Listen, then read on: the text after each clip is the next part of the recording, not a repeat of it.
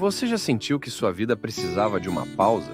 Que seu coração busca por respostas, mas não sabe por onde começar? Caminho da Fé, Descobertas na Estrada da Alma. Não é apenas um livro, é uma jornada, uma história real de superação, fé e transformação que vai inspirar você a dar o próximo passo na sua vida. Descubra como desafios podem se transformar em lições e como cada momento pode ser uma oportunidade para se reconectar com o que realmente importa. Este livro é para quem busca mais do que histórias. Busca propósito, busca inspiração, busca a si mesmo. Disponível em e-book e na versão livro físico. Comece hoje sua jornada de transformação. Caminho da Fé. Descobertas na Estrada da Alma. O que você está esperando?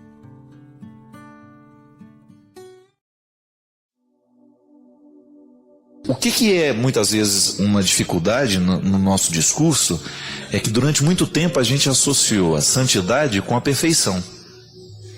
Perfeitos nós não podemos ser, mas santos nós podemos ser sim. A perfeição, minha gente, é quando... O que é uma coisa perfeita? É aquilo que é irretocado, né? Não precisa mexer mais. Quando você olha uma obra de arte e fala, essa obra é perfeita. Quando você tem, por exemplo, eu tive a graça, né, já de ir ao Vaticano. No Museu do Vaticano você vê coisas belíssimas. Em Roma você vê coisas belíssimas. A imagem de Moisés, né? É linda. Quando você está diante dela, é perfeita. Mas o que é o perfeito ali? O conceito grego de perfeição é aquilo que já está pronto e acabado. Então nós temos até aquela tradução, sede perfeitos como o vosso Pai do céu é perfeito. Então isso é um equívoco, porque na verdade a perfeição, ela não é um projeto para nós humanos. A santidade não consiste em ser perfeito, porque se é perfeito não precisa ser mudado. E eu não consigo encontrar e nunca vi na minha vida um ser humano que não precisasse ser modificado. Então veja bem que a santidade, ela consiste em ser um processo de busca pelo aperfeiçoamento. Eu quero ser semelhante a Jesus. Eu tenho como minha meta, é minha terra prometida, né? Eu quero chegar lá. Mas aí eu vou convivendo, aprendendo a conviver com os meus limites.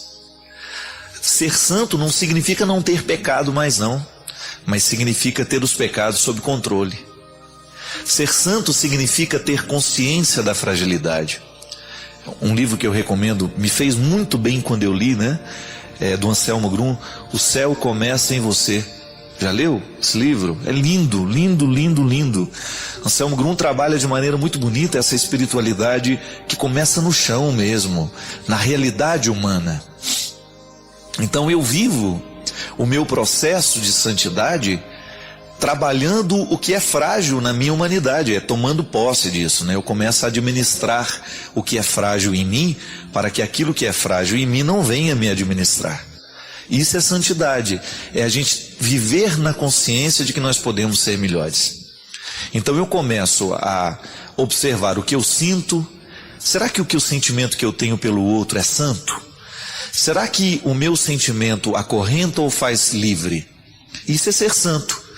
É você viver na consciência e na busca constante de não permitir que as coisas ruins, que aquilo que é pecaminoso venha tomar conta de você. A busca pela santidade é para todos nós por causa disso, porque nenhum de nós está fora deste processo. Alguns mais adiantados, outros menos, né?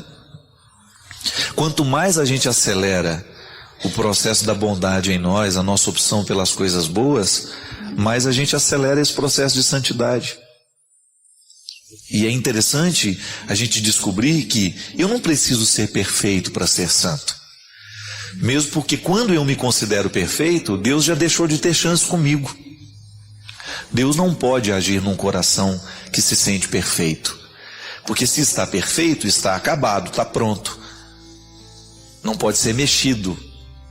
Agora, eu não estou perfeito e não quero ser perfeito, porque perfeito é uma coisa muito chata, né?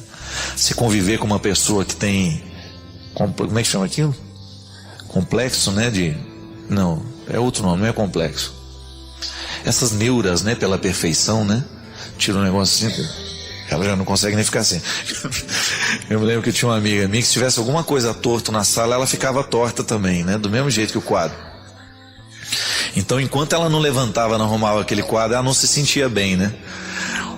O Anderson, um amigo meu, ele é baterista lá, baixista da banda Shalom do Pai, dos meninos lá de Guarabira que tocaram muito tempo comigo. E uma vez eu viajei com ele no avião, né? Tava a banda toda indo. Aí eu percebi que tudo ele colocava no meio. Um negócio assim a travezinha, né? Da mesinha do avião. Se não tivesse no meio, ele não ficava também. Ele ficava meio torto igual um negócio. E aí a gente começou a falar sobre isso no voo. E ele estava me confessando que tudo para ele tem que estar no meiozinho, arrumadinho. Eu achei aquilo interessante porque isso é um reflexo da alma da gente, né? Quantas vezes você vive essas neuroses nas matérias, né? Nas coisas materiais, mas essa neurose existe dentro de nós também. E é muito ruim quando a gente se transforma numa pessoa que fica exigindo perfeição o tempo todo. A gente impede muitas vezes as pessoas de serem elas mesmas por causa disso. E na verdade é um jeito de querer consertar o que a gente é, né? Só que a gente quer consertar primeiro no outro, né? Porque isso é muito interessante, né? O que você mais rejeita no outro costuma ser aquilo que você mais rejeita em você mesmo. Então é uma luta. E santidade consiste em você tomar consciência disso. Eu não posso, eu não tenho o direito de fazer mal ao processo do outro, eu não tenho o direito de fazer mal ao meu processo. A luta pela santidade consiste em nós buscarmos clarear as nossas intenções. Vamos deixar claro para nós mesmos o que é que eu preciso fazer. É ter essa consciência, é saber perder, é saber ganhar, né? É saber administrar a vida. Isso é santidade, minha gente. É nós amanhecermos todos os dias com desejo. Hoje eu quero fazer o bem. Hoje eu quero fazer o pacto com a verdade. Hoje eu quero fazer o pacto com a justiça. E eu quero promover essa justiça, essa verdade nas pequenas coisas. Hoje eu quero ser amigo dos outros. Eu não quero difamar ninguém. Eu não quero aumentar o peso das coisas ruins. Tudo isso é santidade. Mas isso não é perfeição. Padre Fábio, estou com um grande problema. Meu marido está muito envolvido com a internet, através de conversas pornográficas. Ele diz que não tem nada a ver, mas eu não posso me conformar com isso. Sabe, padre, sou coordenadora do meu grupo de oração e do meu regional, e exerço o ministério de oração por cura e libertação, e tenho medo de descobrir que ele está me traindo. O que eu faço? Minha filha, a primeira coisa que você precisa estabelecer as regras, né? Eu acho que num casamento é preciso ter regras. Casou? Ninguém obrigou você a casar. Não é verdade? Nunca vi uma noiva subir amarrada no altar. Você já? Às vezes vai amarrada por dentro, né? A gente não sabe, né? Mas pelo menos por fora. Não pode ser. A partir do meu casamento é contrato. Olha, nós temos regras aqui dentro de casa. E eu fico assim assustado de ver, né, o quanto que a internet está se transformando num problema mesmo dentro das famílias. Gente, é impressionante o que existe de pornografia disponível na internet. É impressionante o quanto de pessoas, o número de pessoas que estão viciadas nisso. Quando eu falo de pornografia, eu estou falando de todo tipo de contato virtual que tem aí. As pessoas ficam amigas, elas se casam, elas fazem sexo através da internet. É uma coisa absurda. Isso é traição? É traição, porque o tempo que o marido está ali diante de um computador, e às vezes eu encontro histórias, gente, de homem que fica 5, 6 horas diante da tela de um computador, batendo papo com mocinhas que nunca viu na vida. Pelo amor de Deus, esse é o tempo que você poderia estar cultivando com coisas boas, com sua família, com pessoas de verdade, né?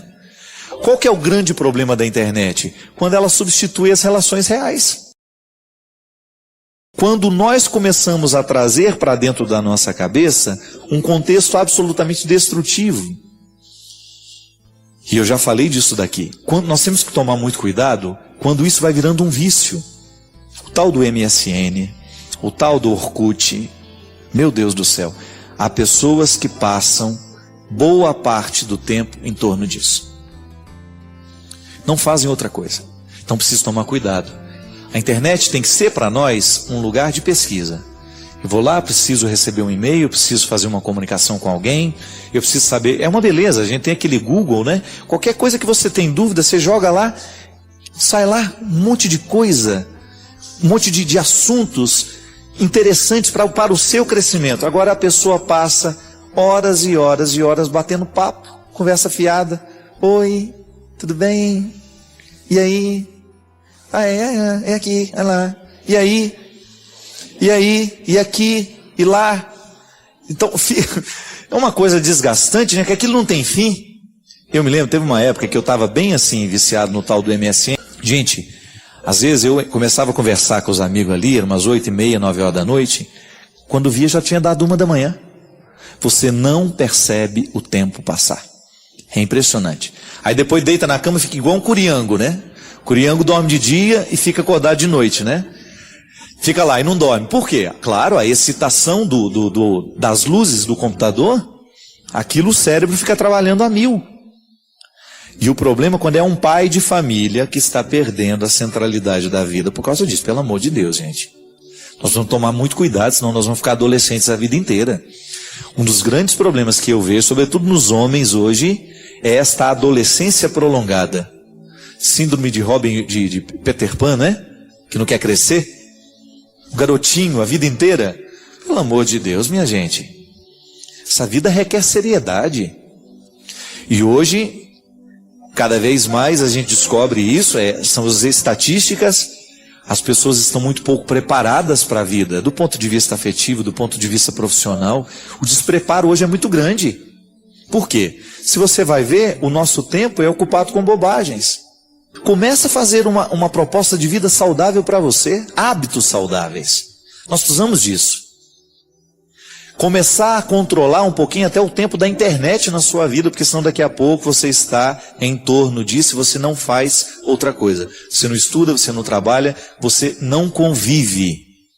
Então, se o seu marido vive esse problema, coloca as cartas na mesa. Precisa olhar nos olhos dele e dizer, olha, eu não vou tolerar isso mais.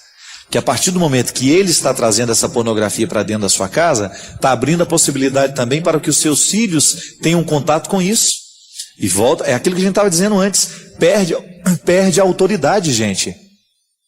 Se o filho descobre que o pai faz isso, fica muito difícil de pedir que o filho não faça. Padre Fábio, estou com um grande problema. Meu marido está muito envolvido com a internet, através de conversas pornográficas. Ele diz que não tem nada a ver, mas eu não posso me conformar com isso. Sabe, padre, sou coordenadora do meu grupo de oração e do meu regional, e exerço o ministério de oração por cura e libertação, e tenho medo de descobrir que ele está me traindo. O que eu faço?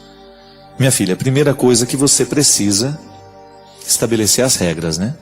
Eu acho que num casamento é preciso ter regras. Casou? Ninguém obrigou você a casar. Não é verdade? Nunca vi uma noiva subir amarrada no altar. Você já?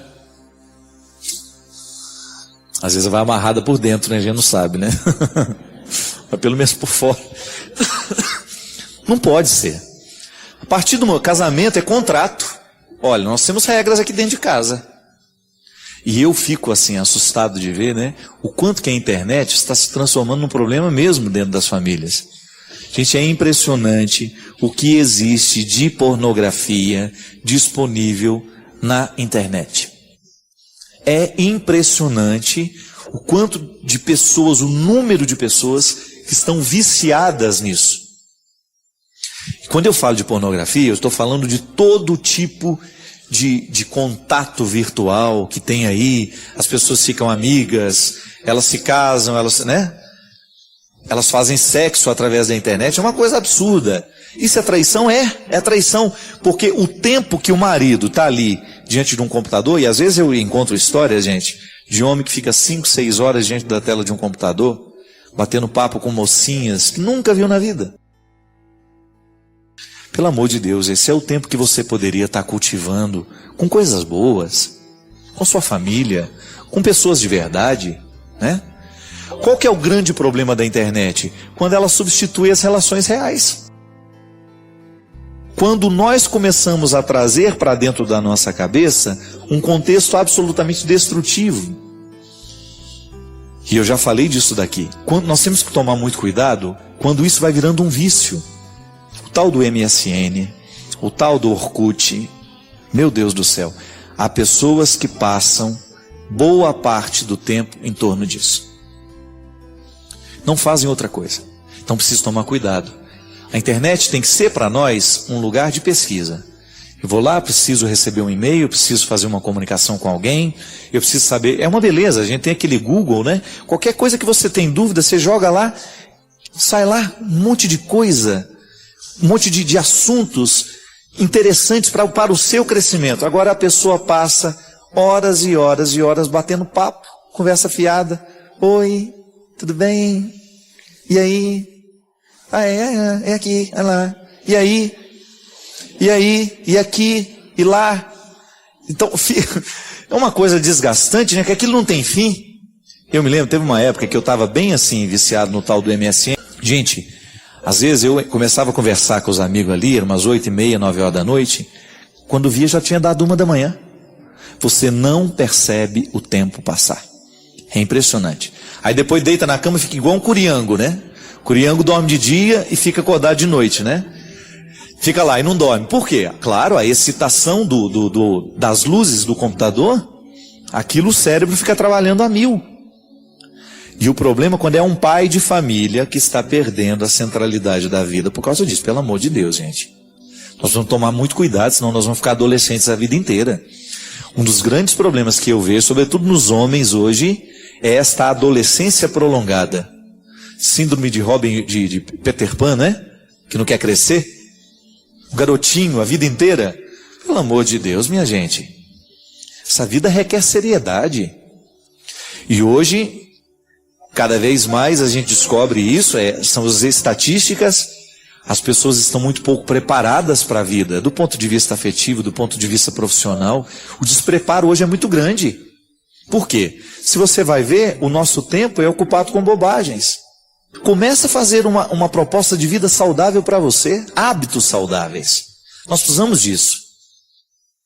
Começar a controlar um pouquinho até o tempo da internet na sua vida, porque senão daqui a pouco você está em torno disso e você não faz outra coisa. Você não estuda, você não trabalha, você não convive.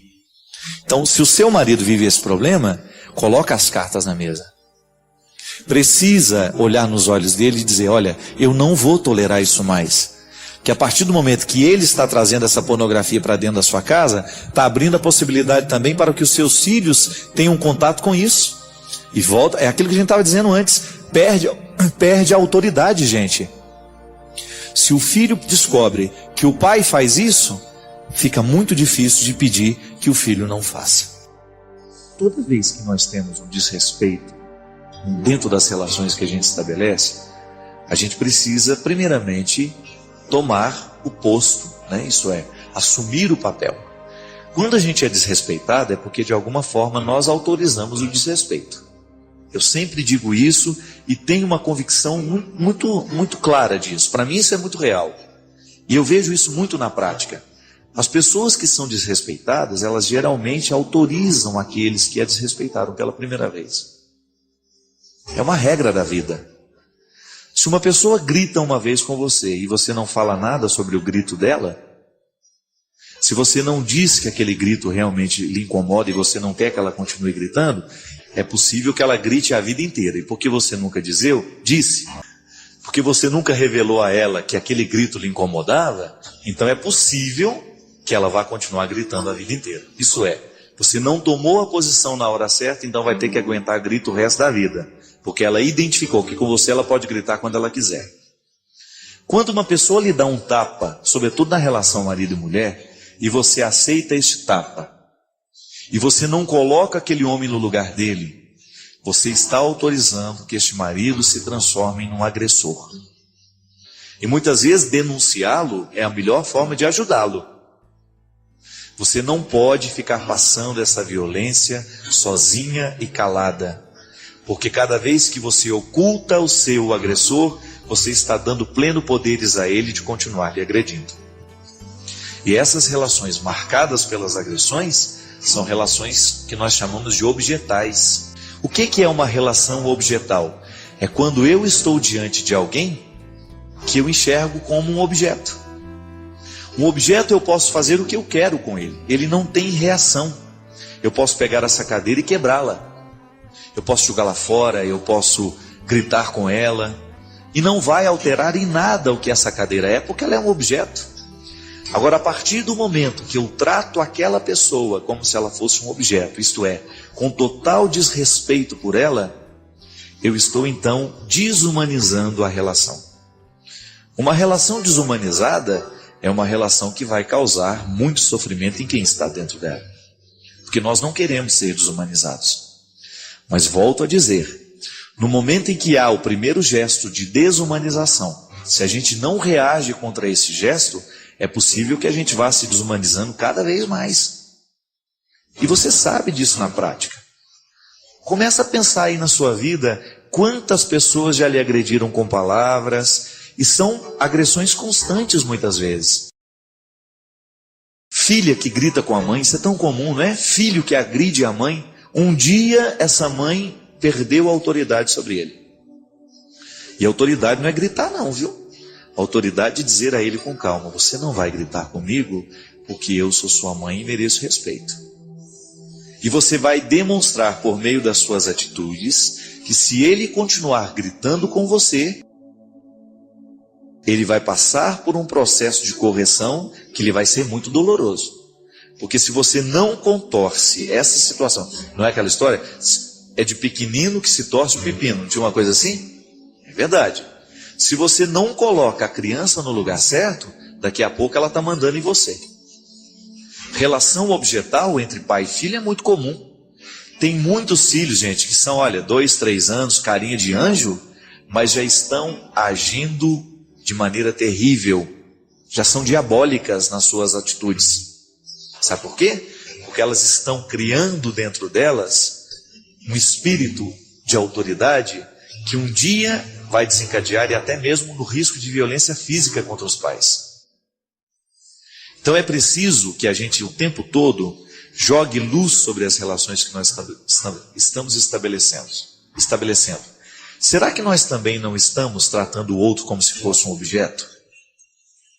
Será que nós não estamos autorizando os agressores? Será que nós não estamos entregando a eles a possibilidade de fazerem com a gente o que eles bem entenderem? É muito comum no mundo de hoje a gente permitir a agressão. Um dia ele muda. Não vai mudar não. Se a gente não sinalizar para a mudança, ele não vai mudar. Eu volto mais uma vez àquilo que eu estava confessando da minha vida, né? Sabe qual que é o grande risco que eu corro como pessoa? É o fato de eu ter pouco espaço na vida de ter feedback das pessoas para mostrarem os meus erros, para mostrarem os meus defeitos, para mostrarem aquilo que em mim precisa ser modificado. Por uma razão muito simples. Às vezes a minha estrutura de vida não me permite isso. Às vezes as minhas relações são tão rápidas, os meus encontros são tão transitórios, que eu não tenho uma pessoa que de fato chegou, Padre Fábio, isso não está certo não. Naquele momento que eu disse para você que eu tive o desafeto, né? Que eu ouvi dessa pessoa isso. Uma pessoa com muito carinho me disse, uma pessoa que participa da minha vida. Cuidado com o que você está fazendo com você. Porque chega um momento, gente, que assim como eu posso fazer bem a muita gente, eu posso fazer muito mal a uma pessoa. Tudo depende do que eu vou permitindo. E muitas vezes esse feedback é absolutamente necessário para que a gente não se torne objeto do outro. Deus me livre de ser objeto do outro. E a gente sempre corre esse risco, né? O que é você ser objeto do outro? É quando ele vê em você apenas a satisfação de uma necessidade. Cada vez que a gente se sente objeto do outro, ou então que ele te põe a mão quando ele quer, que ele te abraça do jeito que ele quer, não. O corpo é um limite que precisa ser respeitado. Eu não sou um objeto para o outro me encostar do jeito que ele quiser, me pegar do jeito... Não, as coisas não podem ser assim não. Você na sua vida estabelece os seus limites o tempo todo. E é importante que você estabeleça. Você não é objeto. Se você cair no meio de uma multidão, e essa multidão se sentir no direito de colocar a mão em você o tempo todo, não. Há um limite que precisa ser respeitado. A relação objetal, ela acontece em todas as dimensões da vida. No momento que você vai ao banco, por exemplo, você corre o risco de ser considerado um objeto. Se você é mal atendido, se a pessoa olha para você como se você fosse mais uma cadeirinha que está ali dentro, e não se preocupa com as suas necessidades. Nos estabelecimentos públicos, nós corremos o risco o tempo todo de sermos considerados objetos. Às vezes você entra dentro de um lugar, você não é considerado humano, você é apenas mais um número que está ali dentro. Numa fila de espera no hospital, numa fila de laboratório, sei lá. Você corre o risco de ser considerado um objeto. Eu até digo que o que faz diferença no atendimento das pessoas hoje? Se você tem uma empresa e não quer trabalhar a partir das relações objetais, é você tratar o outro como gente. Hoje, por exemplo, eu fiz uma experiência muito interessante lá em Taubaté. Eu precisava de uma informação a respeito de uma encomenda minha internacional que está vindo, e eu liguei nos Correios. E não estou tratando com preconceito, mas geralmente quando a gente liga para essas empresas, a gente custa ser atendido, não é assim? Até que aquilo cai dentro daquele setor que vai analisar a situação. Não, imediatamente eu fui atendido por um rapaz chamado Rogério, que foi a segunda vez que ele me atendeu. E olha, o interesse dele por resolver a minha situação, nem era da alçada dele, mas ele se interessou pelo assunto, procurou e disse: Fábio, nem sabia quem eu era. Falou: Fábio, quando você, vamos esperar mais uns 2 dias, não conseguindo, ligue, me chame, fale comigo, que eu vou lhe ajudar a resolver essa situação. O que na verdade aconteceu, minha gente, é que aquele rapaz, no exercício da sua profissão, me tratou como gente. Porque nós somos agredidos muitas vezes, como essa senhora estava dizendo, não é só por meio de atitudes, de gestos violentos, não. Às vezes, eu, em negligenciar uma informação, eu estou sendo violento com o outro. No momento que eu não digo ao outro o que eu sei, ou que eu não faço pelo outro o que eu posso fazer, eu estou sendo violento com o outro. De vez em quando você também tem alguém que aproxima, né, que fica atentando contra aquilo que você tem de mais bonito, de mais sagrado. Sabe, minha gente, ultimamente, esses dias têm sido dias difíceis para mim. Sofrimentos que fazem parte da nossa vida, do nosso dia a dia, decepções com pessoas que você ama. E aí uma pessoa disse para mim assim: Padre, contando, né, a minha dor, o meu sofrimento, ela falou assim: quanto mais puro é o coração da gente, maior vai ser o nosso sofrimento por tudo aquilo que nos acontece.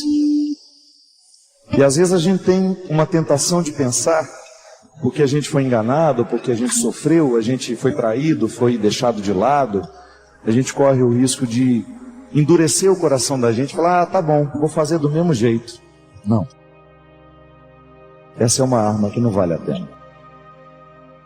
Toda vez que tentarem matar a sua melhor parte, reaja. Toda vez que alguém atentar contra a sua sacralidade, contra aquilo que você tem de mais precioso, não permita. Vai se decepcionar de novo? Não tem problema não. É melhor ainda a gente se decepcionar e seguir tendo o coração puro, tendo o coração limpo. Limpo de ódio, limpo de ressentimentos, limpo de mágoas. Que a vida só vale a pena quando é vivida assim, minha gente. Quando você tem consciência de que você está sendo o ser humano que você deve ser. E você olha para o tempo vivido e fala: está aqui. Está valendo a pena ser quem eu sou. Fico olhando para você e fico imaginando quanta dor que não deve ter nessa história aí também. Ixi, o povo está dizendo. Quanta traição. É duro a gente ser traído, não é verdade? Você ser julgado fora. É duro a gente sentir que você foi usado. Que aquele que dizia que te amava não amou. Que aquele que dizia se comprometido com você não era. É muito duro. É duro na vida a gente ter que admitir que nós fomos um território banal na vida do outro. É muito duro. Isso eu encontro o tempo todo, minha gente. As pessoas hoje se descartam com muita facilidade. As pessoas se jogam fora com muita facilidade. Eu vejo pai traindo filho, filho traindo pai, amigos que se traem, marido e mulher. E a gente tem que sobreviver a tudo isso. Sabe por quê?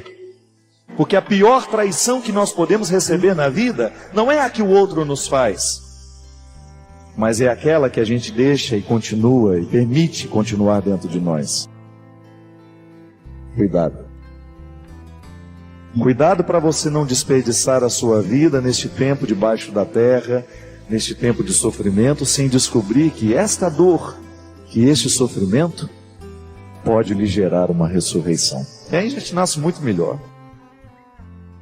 Quem sabe depois daquela traição, depois daquela dificuldade, você hoje tenha condições de renascer muito melhor, muito mais forte, muito mais resistente. Olha o meu presente hoje, ó. Que está dizendo que eu sou campeão do mundo, igual Adriano Moraes. Ah, agora eu estou podendo. Sabe por que eu fiz questão de colocar o presente do Adriano? Porque eu tenho consciência que todos os dias eu preciso me recordar que eu nasci para vencer. Todos os dias. Você sabe que a minha missão como padre é essa, eu não tenho dúvida. Para mim nada mais pode ser precioso, minha gente, do que aquilo que hoje à tarde aconteceu ali. Quantas pessoas segurando na minha mão e dizendo assim: ô padre, obrigado. Outro dia uma senhorinha me encontrou. Ela ficou assustada quando me viu lá no aeroporto. Eu estava retirando a minha mala. Ela gritou e falou assim: ah, mas eu não poderia deixar de dar um abraço no meu Lexotan. Ela disse que eu sou o Lexotan dela. Já valeu ter vivido ser o Lexotan na vida de alguém. Estou errado? Não? É bom demais quando você sabe que a sua vida empresta sentido para alguém. Que o seu trabalho empresta sentido para alguém. Só que eu também tenho que viver o desafio de descobrir o sentido de tudo isso. Eu não quero ser um funcionário da fé. Eu quero cada vez mais estar comprometido para que você possa usar esse cinturão também e você ser um campeão. Quero te ver perdedor. Sou o seu Lexotan? Obrigado. Sabe por quê, minha gente? Essa vida é curta demais para a gente poder desperdiçá-la com o que não vale a pena. Pode ser que hoje você também esteja sentindo o mesmo que eu senti nessa semana. Pode ser que o seu coração também esteja doído por alguma traição, por alguma coisa ruim que tenha acontecido na sua história. Não tenha medo disso não. Você pode ficar melhor. Não se entregue. Não se curve. Faça como a cigarra. Vive esse período como um tempo de preparo para o seu canto.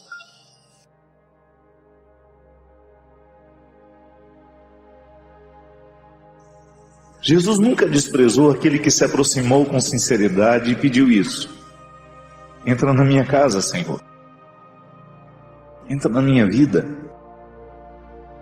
Cura os meus passados, os meus erros. Jesus nunca desprezou os sinceros. Os que tiveram coragem de tocar o dedo na ferida. Os que não inventaram absolutamente nada para estar diante dele. Os que vieram nus. Os que rasgaram as vestes e que não tiveram medo de mostrar a vergonha. Os grandes homens e as grandes mulheres da história. Os que foram realmente tocados e que se transformaram como modelos para nós, todos eles chegaram miseráveis diante do Senhor. Ninguém perfeito. E Jesus dispensou tudo isso. Mas todos aqueles que tiveram coragem de mostrar a sua miséria ao Senhor, grandes feitos aconteceram. Foi assim na vida de Madalena, foi assim na vida de João, foi assim na vida de Zaqueu. Que envergonhado de si mesmo, não teve coragem de esperar Jesus ali, no lugar onde ele poderia ser visto e ver.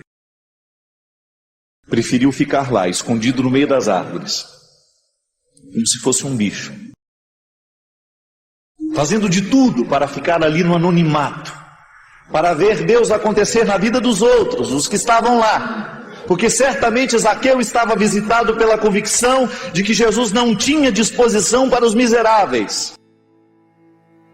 Zaqueu certamente pensava que aquele homem, que aquele grande profeta que estava passando, fazendo uma grande revolução em Israel, cumpria bem as regras do seu tempo, acreditando que Deus tinha predileção pelos perfeitos. Por isso, escondido na árvore, porque de alguma maneira já tinha sede de ouvir alguma palavra, mas não tinha coragem de se colocar diante. Mas eis que Jesus faz o impensável. Rodeado de santos e seguidores, Deus desvia o olhar. E ao desviar o olhar, encontra aquele que ele realmente precisa encontrar. Não que aquelas pessoas que estavam ali ao seu redor também não precisassem dele. Não estou dizendo isso. Ele está apenas cumprindo a palavra que ele mesmo disse, que quem precisa de médico é o doente. E naquele momento, o doente estava escondido na árvore. E Jesus o percebe. E Jesus o olha. E diz a frase que vai mudar definitivamente a vida de Zaqueu, que vai ser um divisor de águas. O Zaqueu do passado, o Zaqueu daquele presente para o futuro. Jesus olha para aquele homem escondido de si mesmo, envergonhado da vida que levou. Na metáfora da árvore, na metáfora de estar escondido, Deus reconhece um homem com medo de si mesmo, com vergonha de si mesmo, assim como muitas vezes eu estive, assim como muitas vezes você também esteve, envergonhado de si mesmo, mergulhado na sua misericórdia, na sua miséria, esquecido da misericórdia. Olha para ele e diz: Zaqueu, desce dessa árvore, que hoje eu quero ficar na sua casa. Poderia muito bem, Zaqueu, ficar na casa deste povo aqui, mas não. Eu quero ir para a sua casa. O olhar de Deus encontrando quem precisa ser encontrado. O olhar de Deus olhando para quem precisa ser olhado. O amor de Deus amando quem verdadeiramente precisa ser amado. O olhar de Deus achando quem está perdido. E fazendo nascer a vida nova em quem está tão antigo, envelhecido, fracassado. É esse Deus que nós seguimos. É nesse Jesus que nós acreditamos, que faz o improvável acontecer. Alegre-se do seu Salvador. Alegre-se do seu Mestre. Alegre-se do Deus a quem você ama. Ele olha para as árvores, para os lugares improváveis onde nós não costumamos encontrar pessoas, e lá descobre alguém que merece a chance de uma vida nova. E se aconteceu com Zaqueu, pode muito bem acontecer comigo. É isso que me move todos os dias. Se aconteceu com Zaqueu, também pode acontecer com você. O improvável pode acontecer.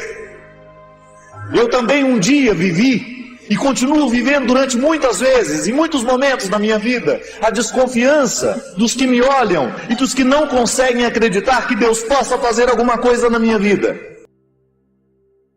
Dos que me enxergam de qualquer jeito. Não me importa. Nós sempre seremos vítimas de pessoas que não estão nem um pouco comprometidas com a sua verdade. Não é nenhum problema isso, faz parte da nossa vida. Agora, o que tem que nos mover é o olhar improvável de Jesus, nos fixando e nos querendo para Ele. Você pode ter certeza que na vida deste homem, marcado pelo limite e pela miséria, há um Deus que não desiste dele. Eu acredito. E eu persigo essa verdade cada segundo da minha vida. E você tem o direito de crer nisso. Você pode até acreditar que Deus tenha mais o que fazer na vida do seu irmão, porque ele é um pouco melhor que você. Mas é o improvável que nós estamos vendo acontecendo. É o improvável. É Jesus no meio daquela multidão de homens e mulheres retos, seguidores assíduos da religião do seu tempo. E ele desviando o olhar deles e prestando atenção na prostituta que está pronta para ser apedrejada. É o improvável acontecendo. É João, um homem de um temperamento horroroso, sendo olhado por Jesus e por ele transformado, chegando a ponto de ser chamado discípulo amado. É o improvável acontecendo. É o drogado se levantando e reencontrando o sentido da vida, porque foi tocado pelo amor de Deus e pela misericórdia de Deus. É o improvável acontecendo. É o desonesto reencontrando-se com a verdade, reassumindo a vida de um jeito novo. É o improvável acontecendo. É o alcoólatra se livrando do seu vício, reencontrando o valor de si mesmo e dizendo: a partir de hoje o álcool não faz parte da minha vida. É o improvável acontecendo. É a ação de Deus silenciosa nos corações que a gente nem desconfia que já estão sendo fisgados pelo céu. É o improvável acontecendo. Por isso nenhum preconceito cabe em nós. E nenhum preconceito deveria caber no coração de um cristão.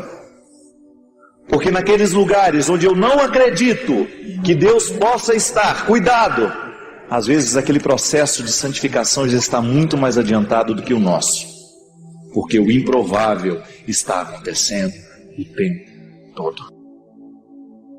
Pode ser que você seja também um caso improvável. Que bom. Você que sempre se interpretou assim: é improvável que Deus me faça um santo. A história nos mostra que é diferente. Que tudo pode acontecer nesse coração aí, se você tiver coragem de descer da árvore e acreditar que o olhar e a palavra são para você. Pode ser que você faça parte dos improváveis. Pode ser que você tenha desacreditado durante muito tempo de que Deus pode muito em você e através de você. Pode ser que você tenha vivido uma vida de muitos erros que lhe causou um pessimismo natural, que lhe impede de acreditar que Deus tem um plano para você. Pode ser. Isso acontece tão frequentemente entre nós. Acontece. Quero saber se é pecado pedir uma graça a Deus impondo a data para receber. É pecado não, meu filho, isso é um absurdo, né? Porque se é de graça, não tem que estar marcado, né? Às vezes a gente escuta algumas orações que você não sabe quem é o Deus na história, né? Se é aquele que pede ou se é aquele que dá. Tem o Deus, meu Deus Nestor, aqui ao seu dispor, né? Para fazer o que a gente quer, pelo amor de Deus, minha gente. A gente tem que tomar cuidado como nós estabelecemos a nossa relação com Deus. Porque senão Deus vira um servidor da gente, né? Não é por aí. Quantas vezes eu rezo a Deus pedindo o que eu quero, mas eu não vou receber. Porque o que Deus precisa me dar não é o que eu quero, é o que eu preciso. Quantas vezes nós nos percebemos pedindo a Deus somente o que a gente quer? E Deus não pode dar só o que a gente quer. Porque muitas vezes o que a gente precisa a gente não sabe nem pedir. Está lá dentro, é necessidade íntima. A gente precisa dar a Deus a oportunidade de agir no nosso coração e na nossa vida. Dar a Ele a direção, não é isso? A música diz isso. Vou dar a Deus a direção da minha vida. Isso é, vou dar a Ele a oportunidade de fazer em mim a sua obra, de realizar em mim a sua obra. Essa coisa de fazer negociação com Deus, eu particularmente, gente, eu nunca fui adepto disso. Eu dou a Deus isso, faço um sacrifício durante a quaresma para que Deus faça isso por mim. Você pode até ter o hábito de fazer promessa e sacrifício, mas pelo amor de Deus, faça isso com maturidade. Não fique pensando que Deus fica feliz cada vez que você sobe de joelho uma escada. Não, Deus fica feliz com a repercussão do sacrifício na sua alma, na sua vida, na sua atitude. Não adianta nada eu andar de joelhos uma distância lá em Lourdes, pagando uma promessa em Aparecida, se eu levanto do mesmo jeito que eu me ajoelhei. Eu tenho que me ajoelhar e me levantar melhor depois do sacrifício, mas como pessoa, não é só o joelho esfolado e o sacrifício do corpo que vai agradar a Deus, isso não agrada. O que agrada a Deus é a repercussão do meu sacrifício no meu jeito de ser gente. na minha atitude. Então, eu deixo de comer chocolate durante a quaresma. Você acha que Deus está lá marcando? Olha lá, ele hoje está sofrendo mais. Ele hoje comeu. Não. A repercussão do sacrifício é que agrada a Deus, porque melhora o que eu sou. Como eu dizia, como é que o meu pecado atinge a Deus? Porque atinge a mim, faz mal a mim. Porque faz mal a mim e ele me ama, então faz mal a ele também. A mesma coisa, o que me faz bem também a ele. Porque todo pai fica feliz quando vê o filho sendo repercutido por alguma coisa boa. Então fui capaz de viver o meu sacrifício de quaresma, fui capaz de viver a promessa que eu fiz. Mas o que Deus está me dando não é por causa do meu sacrifício, mas é por causa da repercussão que a graça teve dentro de mim. Aquilo que a graça encontrou lugar para fazer. Deus quer nos entregar as coisas boas todos os dias, minha gente. Ele não é um menino que precisa ser adulado para fazer. Quantas vezes eu precisei ser adulado para poder estudar? Ah, Fabinho, se você estudar eu vou te dar um sorvete. Ah, Fabinho, não é assim que funciona? Quantas vezes na nossa vida nós precisamos do estímulo para poder fazer? Precisou ser adulado. Deus não precisa ser adulado. Volto a dizer, a repercussão do sacrifício na nossa vida é para que eu tenha a oportunidade de deixar a graça de Deus agir em mim. Então, quando eu sou fiel a um sacrifício que eu fiz, Deus começa a ter mais chances dentro de mim, porque eu me eduquei. Eu fiquei mais disciplinado. E pode observar, uma pessoa disciplinada, Deus tem mais chance na vida dela. A disciplina é uma picada que nós abrimos na mata para que Deus passe. Quanto mais disciplinas a gente tem, quanto mais a gente disciplinado é na vida, maior é a oportunidade que Deus tem de agir em nós, porque Ele vai encontrar espaço para poder agir. Quando eu sou capaz de viver um sacrifício, eu tenho então mais condições de viver a vida cristã. Quantas pessoas imaturas, não sabem viver sacrifícios, não sabem viver os problemas da vida, porque foi acostumado a ser adulado a vida inteira. Então, muito cuidado, minha gente. Preciso saber como é que a gente está rezando. Como é que nós estamos rezando e o que nós estamos pedindo a Deus. Será que nós estamos pedindo a Deus que Ele venha nos adular? Que Ele venha nos dar só o que a gente quer? Mas e aí como é que você vai crescer? Se Deus não lhe contrariar. Quantas vezes na vida um filho cresce justamente no momento em que ele é contrariado? No não que ele recebeu. Não, meu filho, isso eu não vou dar, porque não é hora, você não está preparado para isso. Quantos filhos morrem porque receberam o carro antes da hora? Quantos filhos já morreram porque ganharam uma moto antes da responsabilidade? Ah, mas ele já tem idade para ter carteira. Idade, minha filha, cronológica, não significa absolutamente nada. O pai, a mãe, precisa ficar de olho na idade mental do filho. Será que ele já está com responsabilidade para ter um carro? Tem idade, mas já tem responsabilidade para isso? Então o pai e a mãe dão as coisas na hora certa. Na hora que a responsabilidade existe, porque sabe que pode estar dando a morte para o filho. Dar uma moto antes da hora pode ser dar a morte para o filho, que você vai criar a oportunidade para o desastre. Você vai criar a ocasião para que o diabo haja, o diabólico da vida. Deus, a oração é a mesma coisa. Muitas vezes nós estamos pedindo a Deus aquilo que não está na hora de pedir. E a gente só gosta de Deus na medida em que Ele realiza o que a gente está pedindo. Mas não é por aí. A oração tem que ser um lugar da gratuidade. Tem que ser o lugar onde a gente aprende a viver a restrição e a possibilidade. Nem sempre Deus vai me dar o que eu pedi. Então eu tenho que ter a consciência. Esquece, para de pedir. Uma hora vem, uma hora acontece. É igual quando a gente quer que uma coisa aconteça e a gente insiste demais. Pode ser que aquilo nem aconteça, pelo tanto que a gente insiste.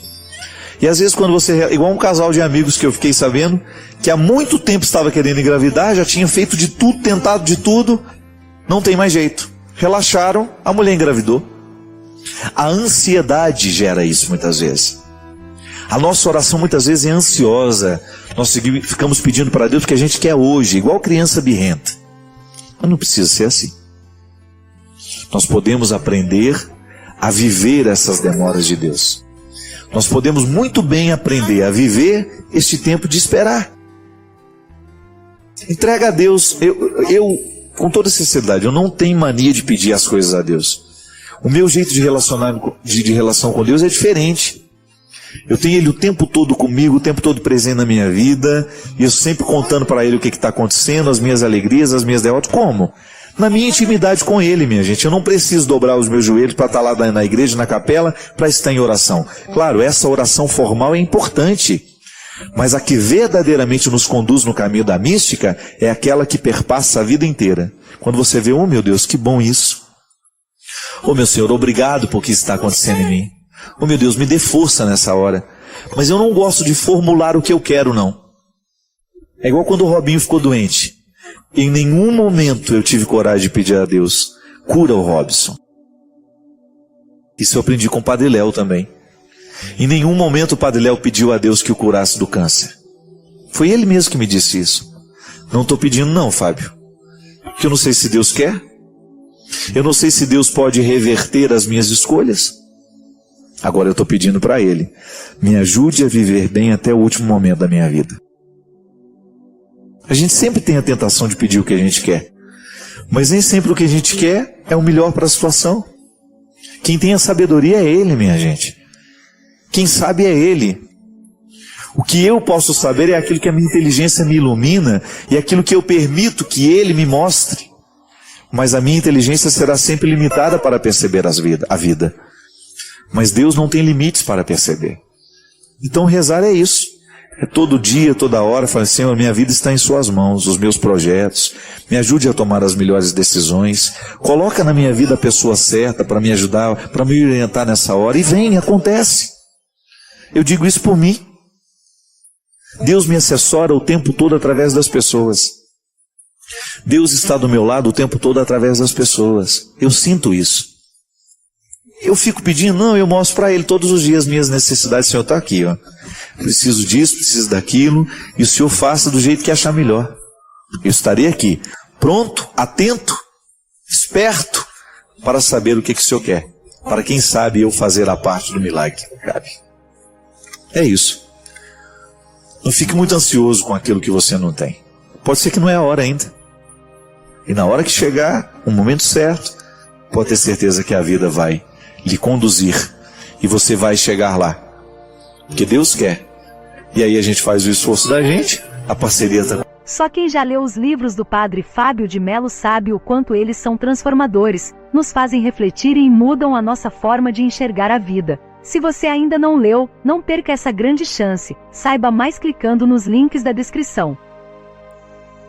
Às vezes a gente tem muita ânsia por novidade, cuidado. Às vezes Deus vai nos falar naquilo que já foi dito há muito tempo. Às vezes nós temos muita ânsia de novidade, nós queremos sempre uma coisa nova, e nós nos esquecemos que às vezes Deus nos fala nas raízes.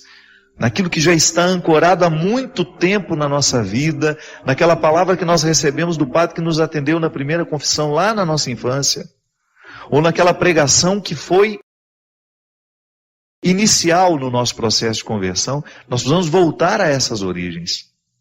Revolucionar, você sabe que revolucionar é justamente você retornar aos inícios. Não é fazer uma coisa nova.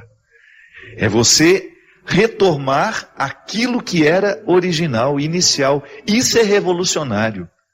É quando você é capaz de recrutar tudo que já é antigo dentro de você e permitir que esse antigo continue lhe comunicando. Porque às vezes isso é até muito cruel, né? Às vezes uma pessoa, por exemplo, que já me acompanha há 10, 15 anos, fica querendo novidade o tempo todo. Eu entendo que essa possa ser a expectativa. Mas chega um momento que as novidades acabam. Qual é a palavra que já mudou a nossa vida? Qual foi a frase que mudou a nossa vida? Ou que iniciou, desencadeou um processo de mudança? É ali que Deus mora. É ali que Deus reside. Eu já ouvi tantas coisas novas, mas o que continua gestando o meu dia a dia é o antigo. É aquilo que eu ouvi do Padre Léo tantas vezes na minha vida, quando eu tive a oportunidade de conviver com aquele homem, quando eu tive a oportunidade de dividir os meus dias com ele. Quantas vezes eu me pego renovando a minha vida a partir de conselhos do Padre Joãozinho. O Padre Joãozinho sempre foi uma pessoa muito amiga, muito próxima a mim. Muito embora eu não more com ele hoje, ele continua dentro de mim através de todos os conselhos que dele eu ouvi. Eu sempre digo isso, tudo o que aconteceu na minha vida, Padre Joãozinho que me ajudou a abrir as oportunidades. Mas esse homem falou muita coisa para mim que eu jamais poderei me esquecer. Uma delas, quer ser um padre comunicador? Estude todos os dias da sua vida. Porque comunicação é uma coisa que a gente aprende. Você aprende a falar diante da televisão, você aprende a falar no rádio. Essas técnicas, você vai numa aula, você faz um curso, se você tem um dom para isso, você vai e desenvolve. Agora, conteúdo é o que faz a diferença de uma comunicação. Eu não preciso que o Padre Joãozinho me diga isso de novo. Já me disse uma vez. E aquilo se torna para mim um referencial de novidade. Quando às vezes eu fico lá na preguiça do meu dia, com preguiça de abrir um livro, de retomar um pouco da teologia que eu estudei, sempre me recordo. Eu tenho um compromisso com o meu povo. O povo merece um padre qualificado. Da mesma maneira como os padres que agora me assistem. Eu tenho graças a Deus, uma oportunidade de comunicar a muitos sacerdotes, a muitos pastores também que nos acompanham. A nossa missão é assim. Se a gente não investe no nosso conhecimento, o povo fica no prejuízo. Que às vezes a oportunidade que aquela pessoa tem de crescer passa por mim, passa por você.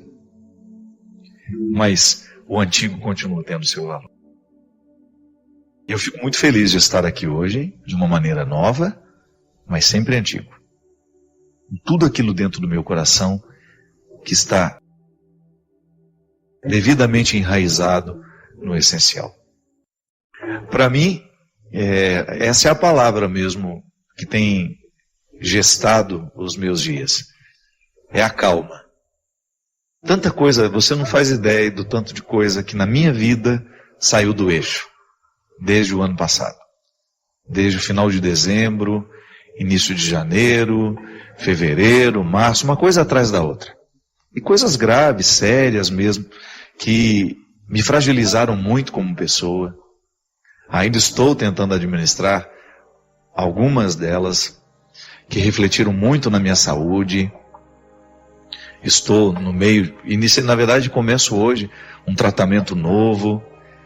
Tive a graça de encontrar um médico que me olhou na totalidade, que me viu a partir de exames muito bem feitos, né, laboratoriais, lá do meu povo querido de Petrópolis, uma terra que eu amo muito, e descobri uma série de irregularidades que são naturais de uma vida estressante, que a gente sabe que é problema de todos nós. Não sou eu só que tenho uma vida estressante, você também tem, tenho certeza.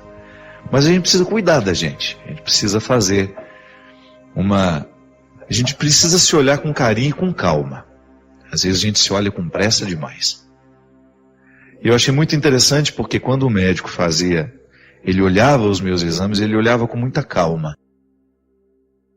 E aquilo para mim foi profundamente transformador. Quando eu tive a oportunidade de estar diante dele, um homem muito sábio, apesar de muito jovem, com muita experiência, ele falou uma coisa que me marcou muito. Ele falou: padre, quando a gente começa a ter as manifestações no exterior do corpo, é porque alguma coisa interna já está muito deficitária. Então, às vezes, a gente não chega nem a manifestar. Claro, às vezes a gente pode engordar, pode ficar fora de forma, pode perder o fôlego quando sobe uma escada. A vida vai nos ensinando, vai nos mostrando. A vida é muito sábia, porque ela tem autoproteção. O corpo é um mecanismo muito interessante. Ele se autoprotege o tempo todo. Então, às vezes, a gente pega uma gripe, porque ele está gritando que precisa descansar. Às vezes a gente tem um processo alérgico, é porque ele está gritando que ele precisa de atenção. Então, naquele momento em que ele olhava os meus exames, ele falava disso para mim. O nosso estilo de vida, pode nos matar, como também pode nos salvar na hora certa. Então, se o Senhor está aqui hoje, diante de mim, querendo a minha ajuda, eu me disponho a mudar o seu estilo de vida, para que você tenha condições de favorecer o seu corpo, a dar a resposta que a sua missão precisa do Senhor. E eu achei muito pertinente naquele momento da minha vida ouvir alguém que estava cuidando de mim. Eu que tenho como missão cuidar de tanta gente, eu não tenho medido os meus esforços para fazer com que todos os dons que Deus me deu, eu tenha condições de colocar isso a serviço das pessoas. Eu trabalho muito. Mas a gente sabe que dentro desse contexto de muito trabalho, que também é a sua vida, eu tenho certeza disso, a gente precisa das pausas repositoras.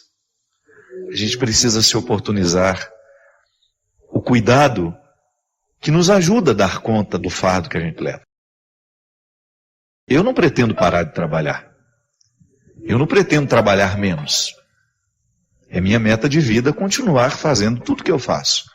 Mas, por outro lado, precisa ser a minha meta de vida alimentar-me com qualidade, fazer aquilo que o meu corpo descansar na hora certa, para que o meu corpo tenha condições de me proporcionar a missão da minha alma. Que é no corpo que eu levo a minha alma. Não é assim? E esse tempo foi para mim, minha gente, uma oportunidade de equalizar tudo isso. Olhei para a minha vida e percebi como eu valorizava algumas bobagens, como eu cultivava alguns excessos, como algumas coisas bobas que eu estava dando atenção seriam perfeitamente dispensáveis. Precisa ter muito cuidado quando você vai estabelecer um relacionamento com o outro, colocando a sua intimidade, a intimidade do seu coração, colocando seus sentimentos. Então, às vezes, não dá certo por isso. Eu ainda não amadureci o suficiente para poder oferecer-me ao outro. Agora, veja bem, esse sofrimento que você passa ao outro, hoje, já que aconteceu da mesma forma nos outros relacionamentos, significa que pode ser que o erro esteja justamente na maneira como você administra esses relacionamentos. Nós não podemos ficar repetindo conscientemente os mesmos erros. Tenha coragem de colocar para você, de identificar como é que você erra ao estabelecer o relacionamento com o outro. Onde é que você peca, poderíamos dizer, né? Não no sentido de pecado que precisa ser confessado ao padre, não. Mas aquele pecado que você peca contra você mesmo. Você abre mão demais do seu mundo para ter o outro na sua vida? Que às vezes é assim. O namoro começa e você imediatamente abre mão do seu mundo porque você quer agradar o outro. Você abre mão das realidades que você tem, daquelas que já faziam parte de você. Às vezes existem relacionamentos em que os cônjuges exigem até que o outro deixe os seus amigos de lado. Não é possível isso. Não há possibilidade de você estabelecer um relacionamento em que você tenha que abrir mão da sua vida para que aquilo dê certo. Ah, padre, mas o amor não é renúncia? Sim, mas espera o amor concretizar-se, espera você saber que de fato você ama e é amado, para começar a dar passos na direção dessas renúncias. Precisa namorar sem muitas pretensões no primeiro momento. Precisa namorar com mais leveza. Não abra totalmente o seu coração para alguém que acabou de chegar. Você não sabe se isso vai valer a pena. Não quebre a sua intimidade só para ter a garantia de que o outro vai ficar. Não. O amor, ele é muito mais fácil você encontrar um relacionamento em que você se sinta amada quando você não espera tanto por ele, quando você não cria tantas expectativas, né? Olha, você já está idealizando até o retorno do rapaz. Já está esperando que ele chegue com uma mala de desculpas, né? Para poder recomeçar com você. Isso aqui já é expectativa que você não tem o direito de alimentar. E outra, namoro. O namoro, ele é um ensaio do casamento. Quando você namora, você fica vendo aquilo que pode dar certo e aquilo que e aquilo que tem tudo para dar errado. Por isso que ele precisa ter a liberdade de terminar. Impressionante como os vínculos são cada vez mais transitórios. Nós temos dificuldade de fazer com que um relacionamento quebre aquela primeira barreira da superficialidade, que ele fique fecundo. E não é só namoro, não. Até um relacionamento de amizade passa por esse risco. Como é difícil a gente alimentar uma amizade profunda. Por quê? Primeiro porque os ambientes que a gente frequenta nem sempre nos proporcionam uma conversa que nos faz ficar amigos. É sempre tudo muito conturbado, sempre todo mundo muito distraído com os celulares e todo mundo, cada um estabelecendo conversas paralelas. Você está conversando com uma pessoa, ela está ali digitando coisas no celular dela e prestando atenção em você ao mesmo tempo. Então nós somos muito superficiais, estamos vivendo de maneira muito superficiais.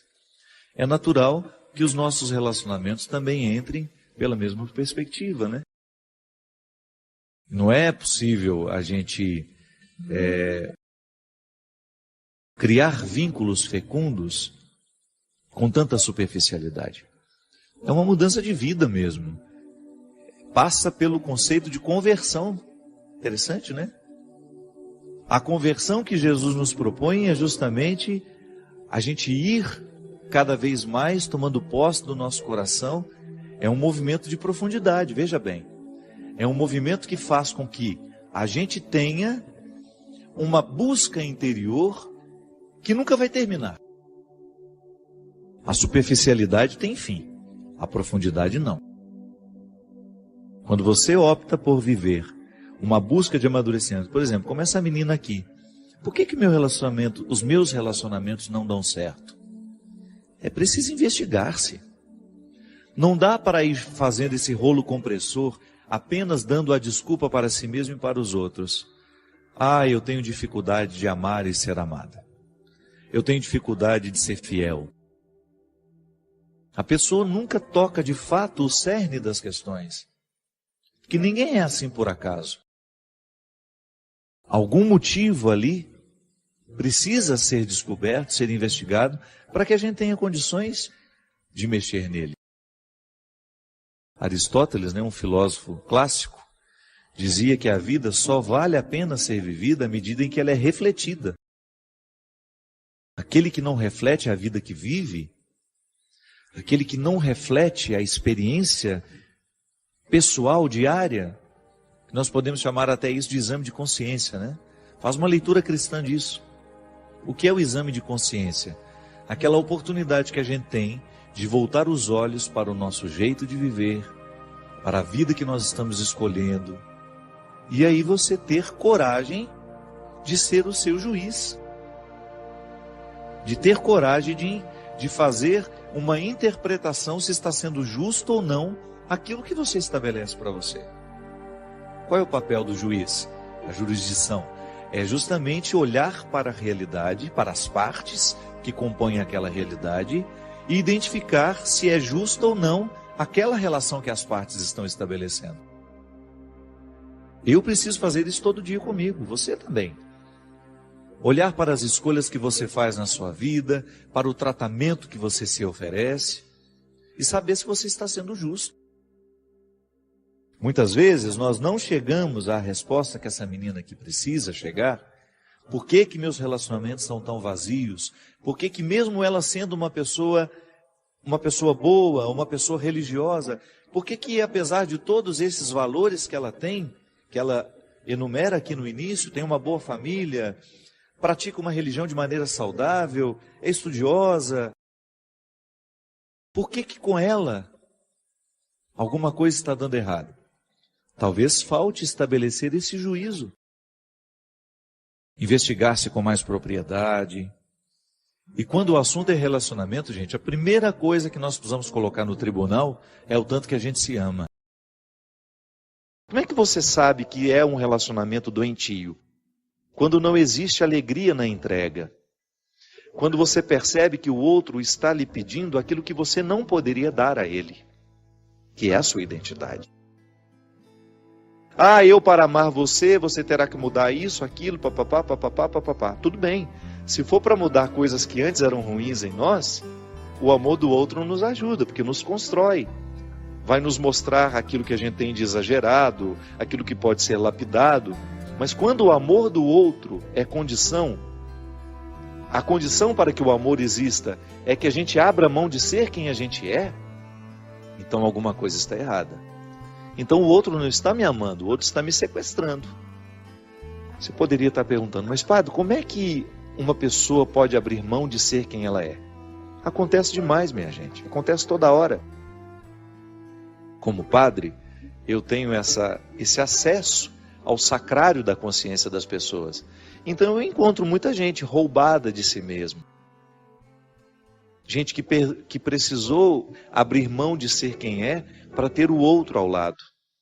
Que isso acontece muito. De repente, eu amo uma pessoa, eu sou tão apegado àquela pessoa, que eu sou capaz de abrir mão dos meus sonhos para não perder aquela pessoa. Não podemos negligenciar o amor que a gente se oferece. Que boicote é esse? É um auto-boicote, né? A pessoa se boicota o tempo todo. Porque ela, ao invés de oferecer a ela o amor necessário, isso é, o cuidado, porque como é que o amor próprio se expressa na vida de uma pessoa? Através do cuidado. Do cuidado que eu tenho comigo, com o meu corpo, com a minha saúde, o cuidado que eu tenho com a minha alma, com o meu espírito, aquilo que eu me ofereço diariamente, o livro que eu leio, a música que eu escuto, os lugares que eu frequento, os amigos que eu deixo ter uma autoridade sobre mim. Tudo isso é expressão do amor próprio. Quem não se ama, não passa no filtro aquilo que se oferece. Não, brincadeira, não está escrito isso aqui não. E os inimigos... E os inimigos serão os próprios familiares. Quem ama pai ou mãe mais do que a mim não é digno de mim. E quem ama filho ou filha mais do que a mim não é digno de mim. Quem não toma a sua cruz e não me segue não é digno de mim. Quem buscar a sua vida vai perdê-la. E quem perder a sua vida por causa de mim, a encontrará. Não é São Paulo que está dizendo isso, não é João, é Jesus. É um texto dito pelo próprio Mestre. Olha que interessante, minha gente. Quando você olha, quando você percebe que essa palavra dura de Jesus, é para nos ajudar a compreender a crueza da vida mesmo. Ele não veio passar manteiguinha no pão. Ele não veio nos propor moleza. O próprio Cristo nos diz que esta espada que ele coloca dentro dos nossos relacionamentos é justamente para nos fazer crescer. É para estabelecer bem os papéis. É a experiência do enfrentamento. Isso a gente vai viver a vida inteira. Não pense você que sua relação com sua mãe é uma relação bonita, que jamais será questionada. Não, não é assim não. A relação mãe e filha, se você não estabelece esse enfrentamento no momento certo, a paz não chega. Porque fica aquele conflito velado. Não é assim? A mesma coisa na nossa relação dentro de casa, quando você percebe que está existindo um conflito que nunca se resolveu, porque as questões nunca foram colocadas para fora. A gente nunca teve coragem de colocar na mesa. Eu me lembro direitinho. O dia que porque o mineiro tem muita dificuldade de estabelecer um embate com a própria mãe. A mãe é um território sagrado que a gente não tem coragem de questionar, né? E eu me lembro que isso é muito cultural, a gente vem de uma família, de uma estrutura cultural matriarcal, onde a mulher tem um poder muito grande. E eu me lembro direitinho quando me chegou essa consciência, e eu falei com a minha mãe, mãe, eu amo tanto a senhora, mas eu sou também capaz de odiá-la. Aí a gente leva aquele susto, um filho odiar sua mãe, não o ódio no sentido de querer matar, jogar pela janela, não é isso não. É no sentido de você rejeitar uma série de aspectos da personalidade dela que estão em você e que você assumiu por uma imposição. Quando você identifica que existem aspectos da sua personalidade que são muito parecidas com a da sua mãe e que você rejeita profundamente aquilo, que você gostaria de ter o direito de se libertar. Então, mãe, a senhora é um território sagrado, mas eu tenho que ter coragem de reconhecer os excessos que a senhora provocou em mim. Aí, minha gente, parece que uma espada corta o coração dos dois, né? Mas a ressurreição que vem depois, porque você se desobriga, você começa a ter coragem de estabelecer os confrontos com todo o respeito que a mãe precisa e merece. Mãe é um território sagrado que nunca deverá ser desrespeitado, mas pode sim ser contestado na hora certa e do jeito certo. A senhora escolheu viver assim, essa não é a minha escolha. Então a gente precisa continuar se amando, a gente pode estabelecer esse embate e a gente continuar vivendo com profundo respeito um pelo outro. É assim. Quando Jesus fala que ele trouxe este embate, essa espada, não é para nos separar uns dos outros, não. É para nos unir do jeito certo. Porque às vezes uma união só acontece de verdade depois de muitos conflitos. A gente precisa se livrar das visões ingênuas. Essa pessoa é perfeita. Olha como nosso amor é lindo. Aí isso dura 2, 3 anos até que os príncipes retiram as máscaras e você descobre que aquilo não passa de um rinoceronte que tinha uma carinha bonitinha no primeiro momento e é um monstro capaz de pisotear tudo que você tem de mais sagrado. Então, retiramos a visão ingênua dos nossos relacionamentos e aí você começa a ter, de fato, um terreno palpável onde o amor é possível. Sim, pessoas imperfeitas podem sim se amar e estabelecer relacionamentos muito bonitos, muito edificantes, muito interessantes. Ah, mas então eu a partir de agora vou contestar tudo. Não é assim não. Seja sábio. Começa a identificar o que na sua vida precisa ser enfrentamento. Muitas situações não se resolvem, é porque a gente não conta para o outro que aquilo nos incomoda. Mas a gente não faz do jeito certo, porque a gente reclama toda hora. Toda hora a gente reclama, a gente grita, mas a gente não faz o enfrentamento. O enfrentamento é quando você marca a hora, lugar, senta todo mundo na mesa, ou senta você e seu marido e fala, olha, sabe isso que você está fazendo? Isso não é justo comigo, não é justo com seus filhos, e se você não tomar uma decisão, nós agiremos. É igual ser agredido, né? Tem gente que vai se acostumando com a agressão, vai se acostumando com a agressão, vai sendo agredida a vida inteira, e se acostuma com a condição de vítima. Não é assim. Não pode ser assim. A gente tem que problematizar aquilo que na vida está nos agredindo. Que às vezes a agressão não é um tapa, não é um chute, não. É uma palavra, é um olhar, é uma postura, é um jeito de interpretar. Então, se eu interpreto o outro como um eterno território onde eu posso manifestar todas as minhas iras, onde eu posso despejar todos os meus excessos, e ele se acostuma a ser isso, eu estou agredindo de maneira muito cruel, tão cruel quanto dar um tapa. Então, se a gente não rompe com se a gente não estabelece o enfrentamento que vai romper esse processo que nos adoece, é bem provável que a gente morra sem ter tido a possibilidade de pisar na terra prometida que nós podemos alcançar. Aí Jesus continua. Quem ama mais o seu pai e a sua mãe do que a mim não é digno de mim. A gente pode no primeiro momento pensar que Jesus está carente aqui, né? Ah, ele só quer o amor todo para ele. Não. Isso também é visão ingênua. Vamos superar essas visões ingênuas. Aqui, o amor que Jesus está falando refere-se à capacidade de nós tomarmos tudo que ele nos ensina e colocar isso muito mais importante como aquilo que meu pai e minha mãe me ensinou. Que meu pai e minha mãe, por serem marcados pelo pecado, me ensina muita coisa errada. Ah, mas me ensina muita coisa errada. Com o próprio exemplo dele dentro de casa. Quantos de nós, você que está me assistindo, pode dizer isso? Quantas coisas erradas na vida você viu dentro da sua casa? Eu não preciso ir muito longe para ver a perdição do mundo.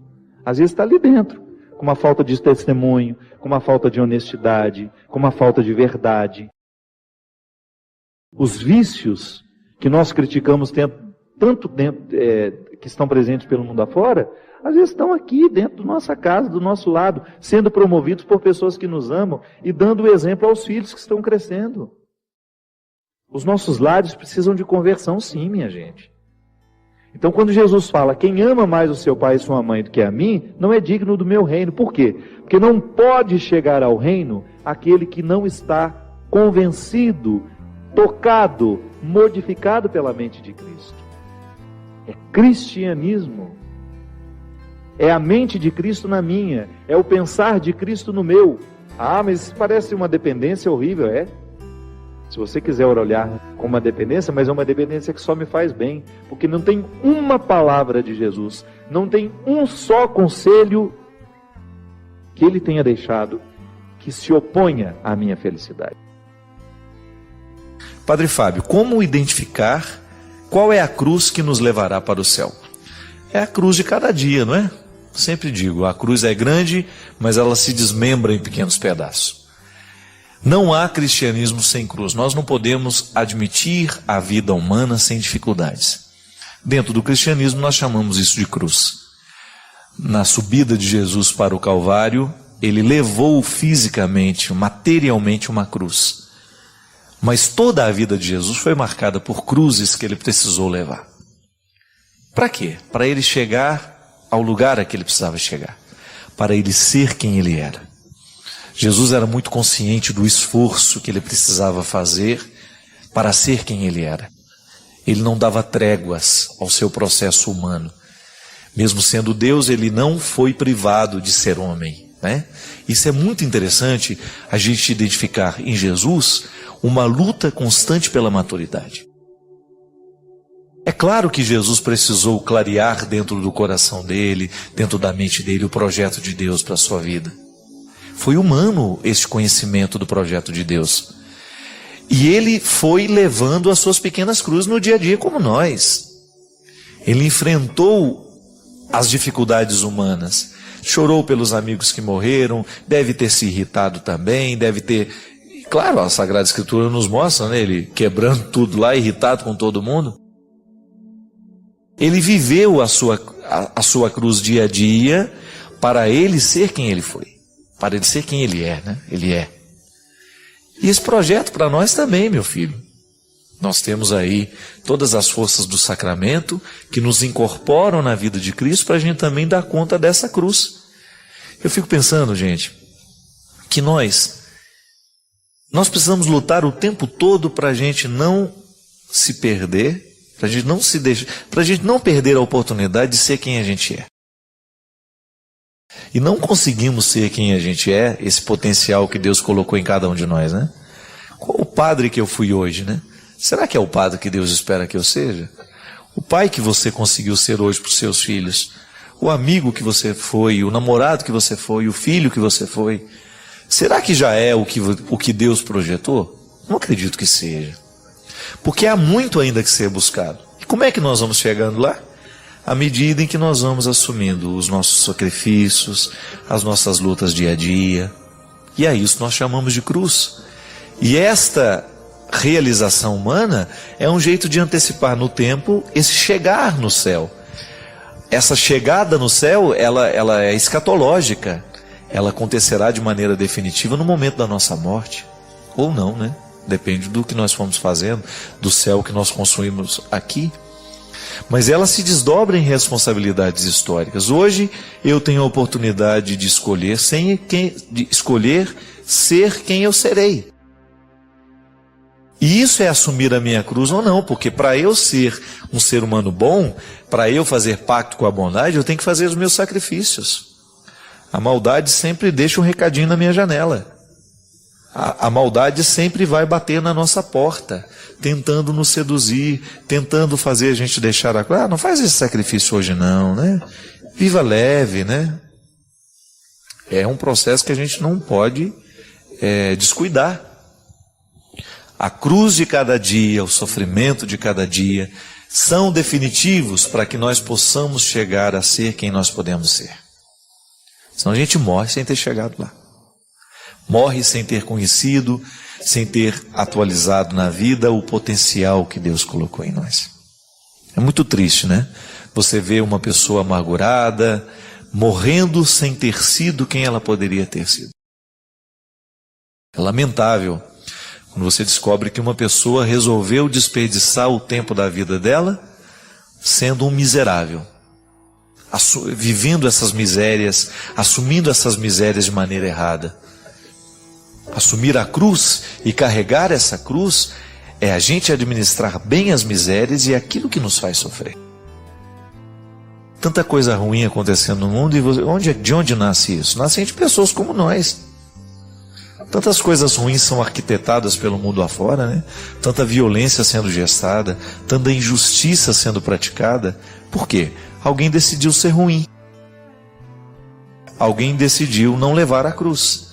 Alguém decidiu não fazer o sacrifício para ser melhor. Porque dá trabalho ser gente. Dá trabalho ser melhor. Tem que lutar todos os dias, não pode descuidar. Porque senão daqui a pouco você vira um egoísta, daqui a pouco você vira um ciumento, daqui a pouco você começa a prejudicar os outros. Por quê? Porque não fez o sacrifício de domar a sua vontade. E isso são coisas que fazem parte do cristianismo e que às vezes nós deixamos de falar, né? Quantas vezes nós nos omitimos de falar disso? Não, cristianismo é cruz, sim. É alegria? É. Eu vivo buscando as minhas alegrias todos os dias, mas a partir das minhas cruzes. A minha vida é real.